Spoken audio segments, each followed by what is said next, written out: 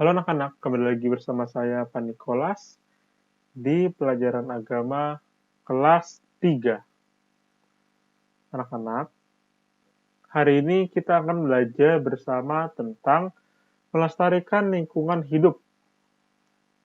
Apa sih maksudnya, Pak? Nanti kita akan belajar bersama-sama. Nah, di sini kita lumayan banyak tujuan pembelajarannya, tapi saya yakin akan tercapai. Ada 5 tujuan pembelajaran. Yang pertama, menjelaskan tujuan memelihara lingkungan alam. Yang kedua, menjelaskan cara memelihara lingkungan di sekolah, di rumah, dan di masyarakat. Yang ketiga, menjelaskan penyebab terjadinya kerusakan lingkungan. Yang keempat, menjelaskan aneka kegiatan yang dapat melestarikan lingkungan alam. Dan yang kelima, menyebutkan cara hidup Santo Fransiskus dalam hidup sehari-hari. Sebelum kita masuk ke pembelajaran hari ini, ada baiknya kita berdoa dulu. Mari kita mengambil sikap berdoa yang baik. Marilah kita berdoa dalam nama Bapa dan Putra dan Roh Kudus. Amin. Allah Bapa yang Maha Baik, sebentar lagi kami ingin belajar tentang melestarikan lingkungan hidup. Bantulah kami menjaga lingkungan alam ciptaan ini dengan baik. Demi Kristus, Tuhan dan Pengantara kami. Amin. Dalam nama Bapa dan Putra dan Roh Kudus. Amin. Anak-anak, kita coba lihat dulu yuk. Ini ada gambar di sini. Ada 2 gambar, yang ini dan yang ini.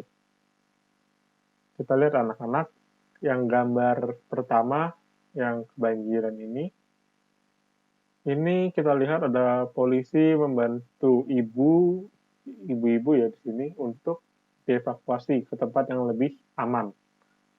Dan di sini ada botol-botol plastik dan dibuang ke tempat sampah. Hubungannya apa sih dengan melestarikan lingkungan atau menjaga lingkungan? Nah, anak-anak, kita ini manusia adalah gambar dan rupa Allah. Maka sudah selayaknya kita menjaga alam yang sudah diciptakan oleh Allah. Maksudnya gimana sih, Pak? Jadi gini, kita ini dibuat Allah segambar dan serupa dengan Allah. Maka Allah itu menciptakan lingkungan dengan baik, menciptakan manusia dengan baik. Maka sudah selayaknya kita menjaga lingkungan ini dengan baik pula, karena kita adalah citra Allah. Lalu, kalau alam ciptaan rusak, maka manusia akan terancam. Contohnya, kalau kita menebang hutan berlebihan, maka akan terjadi pemanasan global. Sebenarnya, menebang hutan pun tidak boleh, anak-anak, untuk apapun. Untuk lahan pertanian, untuk perumahan, dan untuk lain-lainnya itu tidak dibenarkan. Kenapa? Karena hutan adalah tempat hidup hewan.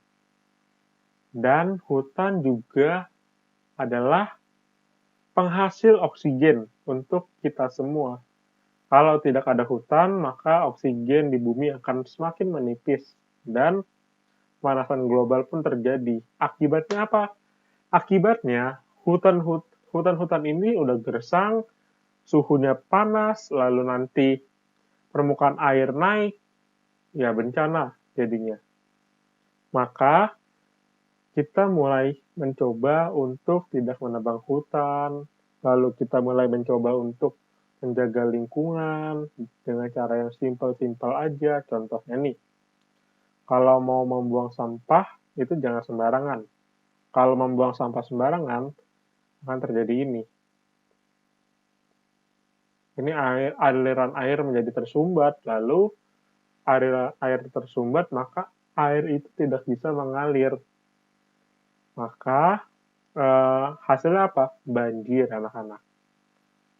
Maka lingkungan ini perlu dijaga untuk keberlangsungan hidup sesama manusia. Sebenarnya kurang tepat saya mengatakan sesama manusia, tetapi sesama makhluk hidup, bukan cuma manusia saja, tetapi hewan dan tumbuhan juga. Jadi kita haruslah saling menjaga lingkungan ini, baik itu manusia, hewan, dan tumbuhan. Karena manusia yang diberi oleh Allah akal budi, maka manusialah yang harus maju ke depan, harus menjadi garda terdepan, harus menjadi pelopor, harus menjadi orang yang paling depan untuk menjaga lingkungan.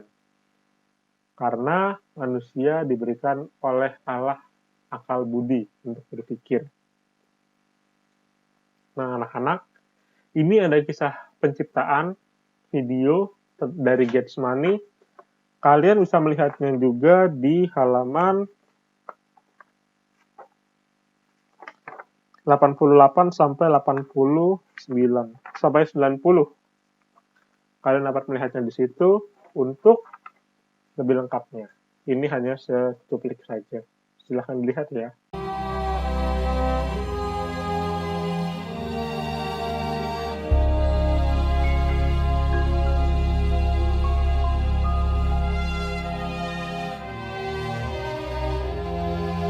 Kejadian. Pada mulanya, Allah menciptakan langit dan bumi. Bumi belum berbentuk dan kosong. Gelap gulita menutupi samudra raya. Berfirmanlah Allah, "Jadilah terang." lalu terang itu jadi. Lalu dipisahkannyalah terang itu dari gelap. Dan Allah menamai terang itu siang, dan gelap itu malam. Itulah hari pertama. Berfirmanlah Allah, "Jadilah cakrawala." dan ia memisahkan air yang ada di bawah cakrawala itu dari air yang ada di atasnya. Lalu Allah menamai cakrawala itu langit. Itulah hari kedua. Berfirmanlah Allah, Hendaklah segala air yang di bawah langit berkumpul pada satu tempat, sehingga kelihatan yang kering. Lalu Allah menamai yang kering itu darat, dan kumpulan air itu dinamainya laut. Berfirmanlah Allah, Hendaklah tanah menumbuhkan tunas-tunas muda, tumbuh-tumbuhan yang berbiji, segala jenis pohon buah-buahan yang menghasilkan buah yang berbiji, supaya ada tumbuh-tumbuhan di bumi. itulah hari ketiga.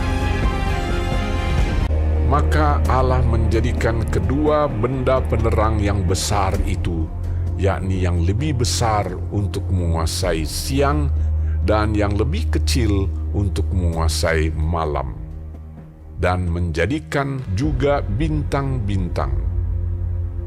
Allah menaruh semuanya itu di cakrawala untuk menerangi bumi. Itulah hari keempat. Maka Allah menciptakan binatang-binatang laut yang besar dan segala jenis makhluk hidup yang bergerak, yang berkeriapan dalam air, dan segala jenis burung yang bersayap. Berkembang biaklah dan bertambah banyaklah, serta penuhilah air dalam laut, dan hendaklah burung-burung di bumi bertambah banyak. Itulah hari kelima. Berfirmanlah Allah, Hendaklah bumi mengeluarkan segala jenis makhluk yang hidup, ternak dan binatang melata, dan segala jenis binatang liar.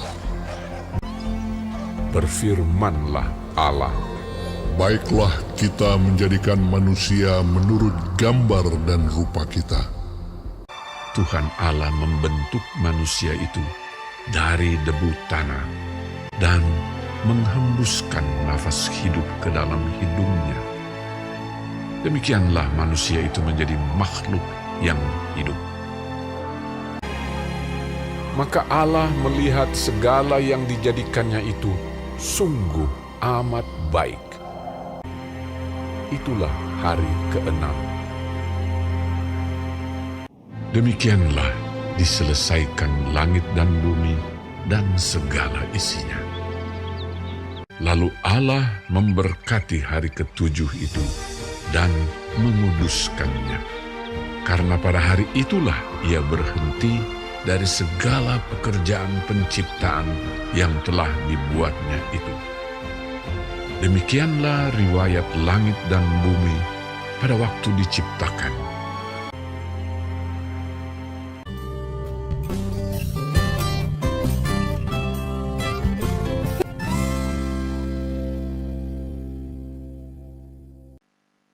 Nah, anak-anak, tadi kita sudah melihat videonya. Dari video itu dijelaskan bahwa Allah menciptakan alam semesta dan isinya sungguh amat baik. Allah menciptakannya dengan sangat baik. Lalu Allah menciptakan manusia menurut gambar dan rupanya, dan Allah menciptakan itu dengan sungguh sangat amat baik. Sudah selayaknya kita sebagai manusia menjaga lingkungan ini yang sudah diciptakan oleh Allah. Nah, anak-anak, di sini ada kisah Santo Fransiskus Assisi. Kalian dapat membacanya di halaman 91 sampai dengan 92 di buku kalian ya. Secara singkatnya, Santo Fransiskus Assisi ini adalah seorang biarawan Fransiskan. Dia ini sangat menghargai lingkungan hidup. Contohnya saja, dia memanggil lingkungan hidup ini ada sebutannya, ada saudara dan saudari. Dia menganggap lingkungan ini, alam semesta ini adalah saudara dan saudarinya. Dia begitu mencintai lingkungan hidup ini, begitu sangat menghargai lingkungan yang sudah diberikan oleh Allah. Untuk lebih lengkapnya, silakan kalian baca di halaman 91 dengan 92. Ini akan keluar di ulangan ya. Kesimpulan ini sebenarnya kalian dapat baca di buku cetak kalian halaman 94, karena saya hanya menyalin saja. Saya akan bacakan.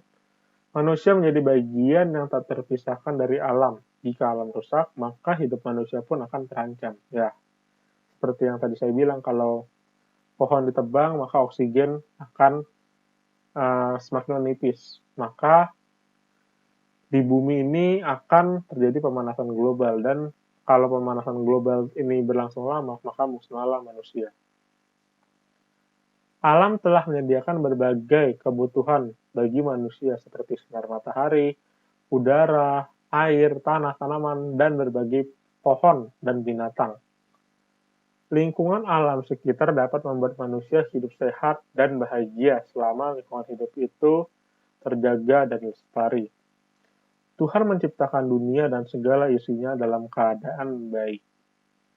Manusia memiliki akal budi sehingga dapat berpikir dan mempunyai kemampuan untuk melestarikan ciptaan Tuhan yang indah. Jadi manusia ini sebenarnya mempunyai akal budi, itu adalah semacam pikiran. Dia dapat berpikir tentang banyak hal.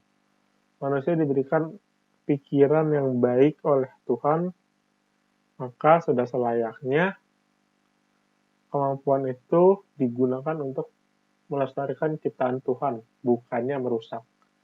Setiap orang bertanggung jawab atas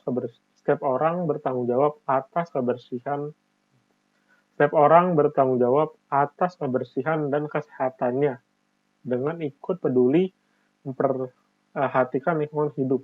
Jadi bukannya tugas pemerintah, bukannya tugas siapa-siapa untuk melestarikan lingkungan hidup, tapi itu adalah tugas kita sendiri. Kita sebagai manusia itu bertugas untuk merawat kebersihan dan kesehatan lingkungan hidup. Kita melibatkan diri untuk ambil bagian menata lingkungan sehingga menjadi tempat yang nyaman untuk ditempati. Kita pun dapat meniru teladan Santo Fransiskus Assisi yang menyapa lingkungan seperti saudaranya sendiri. Contohnya aja saudara matahari dan saudari bulan, saudara kehidupan dan saudari kematian. Lalu masih banyak lagi yang mereka anggap sebagai saudara dan saudari. Nah, anak-anak, sekarang saatnya kita menjawab soal evaluasi halaman 95 sampai dengan 96. Saya tidak akan menjawab semuanya, tapi kita hanya jawab beberapa saja. Evaluasi. Yang pertama, pilihan ganda. Tempat tinggal manusia dan makhluk hidup lain adalah di bumi. Yang A ya anak-anak. Lalu, perhatikan gambar di bawah ini. Kegiatan anak tersebut terpuji karena mencegah banjir ya, karena dia menanam pohon untuk mencegah banjir. Lalu membuang sampah sembarangan angka menyebabkan air tidak dapat mengalir. Yang tadi sudah saya bilang, jadi kalau kita membuang sampah sembarangan, maka saluran air akan tersumbat dan air tidak dapat mengalir, akibatnya akan terjadi banjir. Apabila orang menebang banyak pohon di hutan, maka akan menyebabkan hutan menjadi gundul. Karena ya hutannya habis, lama-lama habis. Maka hutan itu akan menjadi gundul. Tanaman akan menjadi subur apabila dipupuk. Contoh kegiatan merawat tanaman yang baik dan benar adalah menyiram, memupuk, dan menyiangi.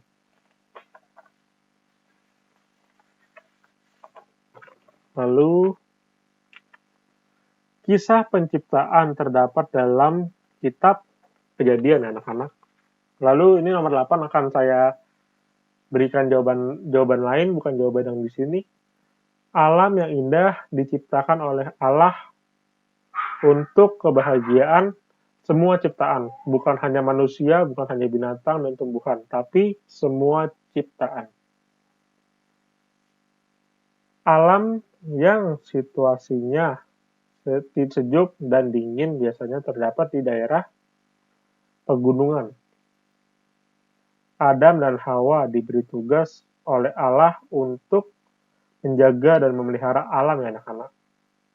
Lalu istilah Allah menciptakan manusia menurut gambar dan rupanya ya anak-anak. Salah satu contoh melestarikan lingkungan hidup adalah menanam pohon. Itu salah satunya. Bisa juga yang lain. Masih banyak lagi.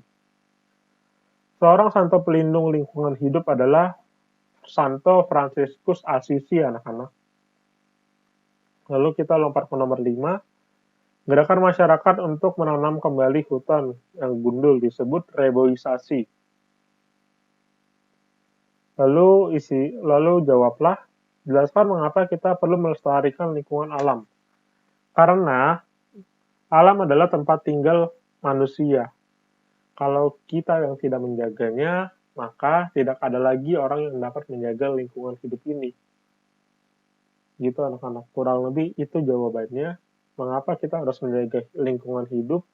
Karena rumah kita adalah ini, lingkungan kita. Lingkungan hidup kita adalah rumah kita. Alam ini, alam semesta ini, alam ciptaan Allah ini adalah lingkungan hidup kita. Maka kalau tidak ada yang menjaga lingkungan hidup kita ini, tidak ada lagi yang mau menjaganya. Maka, yuk kita sama-sama menjaga lingkungan hidup dengan cara tidak membuang sampah sembarangan, tidak menebang pohon berlebihan, lalu tidak membakar hutan, dan masih banyak lagi anak-anak untuk menjaga lingkungan hidup.